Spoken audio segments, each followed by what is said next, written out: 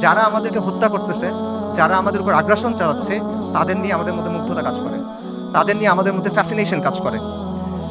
এবং আমরা মনে করি যে আমরা আরো বেশি করে কুফারের মতো হইতে হবে, আমাদের কুফারের অনুকরণ করতে হবে, তাহলে মনে হয় আমরা জিততে পারবো, তাহলে মনে হয় আমাদের দুরবস্থা যাবে। এবং আমরা মনে করি যে কুফারের যে তন্ত্রমন্ত্র আছে, কুফারের যে বাদ মতবাদ আছে, এগুলোর মাধ্যমে মনে হয় দ্বীনের খেদমত হবে। আমরা এটা চিন্তা করতেছি। এগুলো কেন হচ্ছে? কারণ শত্রুর দিন নিয়ে আমাদের মধ্যে মুগ্ধতা আছে, আর আমাদের দিন নিয়ে আমাদের মধ্যে আছে হীনম্মন্যতা। ইবনে খালদুন একটা কথা বলছেন যে the vanquish always imitates the Victor.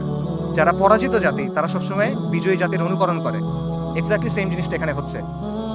ক্রুসেডের সময়, মঙ্গলদের আগ্রাসনের সময় আমরা সামরিক এবং রাজনৈতিকভাবে পরাজিত ছিলাম, কিন্তু আদর্শিকভাবে পরাজিত ছিলাম না।